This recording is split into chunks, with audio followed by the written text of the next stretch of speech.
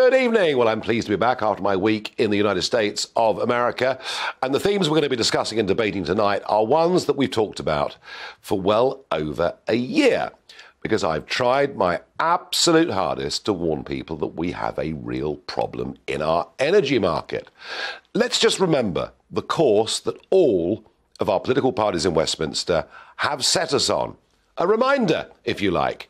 Here was Boris Johnson when he was Prime Minister at COP26, telling us about our energy future. It was the private sector that enabled the UK to end our dependence on coal, become the Saudi Arabia of wind. So that was interesting, wasn't it? It was the private sector through renewables, meaning wind. Mr. Johnson didn't mention, nobody ever mentions that none of it could have survived without tens of billions of pounds of taxpayer subsidy. All of it loaded onto your bills over the course of the last 20 years. And as for becoming the Saudi Arabia of wind, well, just go up the east coast of England and you'll see huge numbers of wind turbines. All of it sounds wonderful, but there is ever such a slight problem.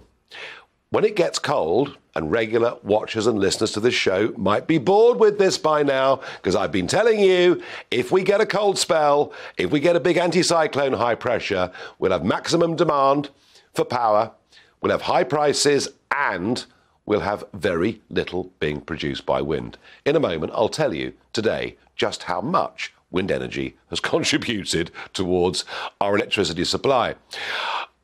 And as for the end of coal, Boris Johnson proud of the fact that no longer do we need coal. Well, we do need coal.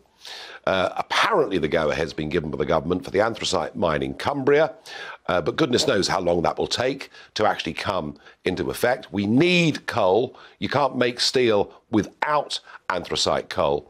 But we also hear today the government is getting ready to reopen 2 coal-fired power stations, and that is because there is a genuine threat that either the price becomes too high of buying in electricity or, frankly, the lights go out. So my debate tonight, is it time to rethink our energy policy? I genuinely, passionately believe that it is, and I can't think of a better moment with much of the country covered in snow when we should actually raise this, debate it, and discuss it.